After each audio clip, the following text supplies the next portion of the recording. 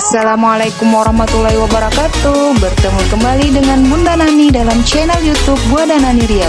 Channel YouTube yang berisi konten pendidikan yang tentunya sangat menarik dan berguna buat teman-teman pengajar semuanya. Baik, sebelum kita lanjutkan videonya, jangan lupa subscribe channelnya ya. Tonton habis videonya, kemudian like and share, supaya channel ini terus dapat menyajikan konten-konten pendidikan yang berguna.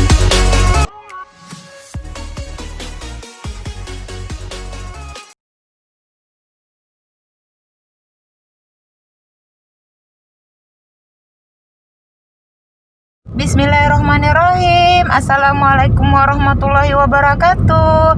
Hai teman-teman, bertemu dengan Bunda Nani. Kali ini Bunda Nani sedang perjalanan pulang dari sekolah. Jadi teman-teman, daripada bengong di jalan, Bunda Nani akan berbagi trik-trik menghadapi ujian SKB. Nah, trik pertama teman-teman, yang pertama sekali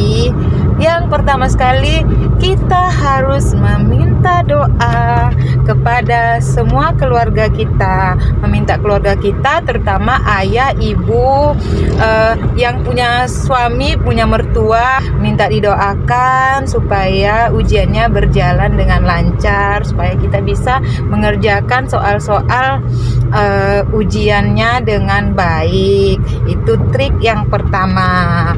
Kemudian trik yang kedua, let's go. Nah, trik yang kedua teman-teman, selain kita minta didoakan oleh orang-orang terdekat, kita juga harus terlebih dahulu berdoa dengan sungguh-sungguh supaya kita dimudahkan ujiannya, dilancarkan ujiannya supaya dapat berhasil. Teman-teman, selanjutnya kita harus belajar secara konsisten. Maksudnya, sebelum pelaksanaan ujian, kita harus berlatih mengerjakan soal-soal uji kompetensi bidang kita. Misalnya kita seorang guru, maka soal-soal yang kita pelajari itu sekitaran kompetensi bidang pendidikan atau kompetensi seorang guru. Jika teman-teman sudah sering berlatih, sering belajar, maka nanti ketika menemukan soal-soalnya akan lebih mudah mengerjakan. Kemudian bisa saja soal-soal yang kita sudah pelajari akan bersinggungan atau akan muncul atau akan keluar pada ujian SKB nanti. Jadi kemudian juga saya ingatkan teman-teman, pada saat mengerjakan soal kita tidak boleh terburu-buru. Jadi kerjakan soal yang teman-teman anggap mudah, kemudian selanjutnya dikerjakan yang dianggap susah. Kita harus memahami jenis-jenis ujian SKB. Jadi jenis-jenis ujian SKB itu berbeda-beda tergantung instansi yang kita lamar dan tergantung formasi yang kita lamar. Jadi ada beberapa instansi yang mengharuskan ujian SKB-nya itu berisi ujian chat dan ujian wawancara serta micro teaching bagi yang guru. Namun ada juga beberapa instansi yang tidak memerlukan ujian seleksi wawancara dan micro teaching, hanya menggunakan ujian chat. Teman-teman, kita harus memahami jenis formasi yang kita lamar. Jadi formasi itu ada dua bidangnya. Pertama itu jabatan fungsional dan jabatan pelaksana. Nah, kita harus mengetahui dulu kita termasuk dalam jabatan fungsional atau jabatan pelaksana.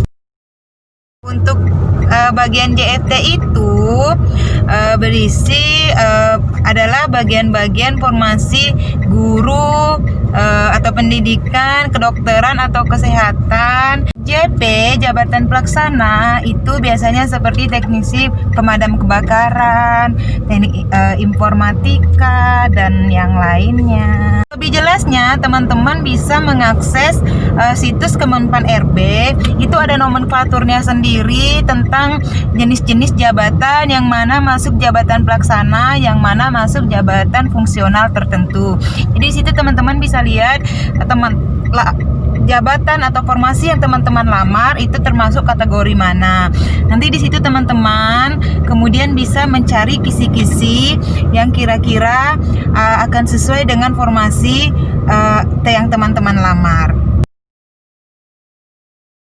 Nah, bagi ujiannya yang ujian SKB-nya ada yang wawancara atau micro teaching, maka teman-teman harus memantapkan diri teman-teman, harus memantapkan percaya dirinya dulu, menguasai, mengetahui kelebihannya dan mengakui kelebihan sendiri supaya nantinya teman-teman itu tidak jadi minder, lebih percaya diri dalam menyampaikan opini-opini, dalam menjawab pertanyaan-pertanyaan yang diajukan oleh yang bertanya atau si pewawancaranya.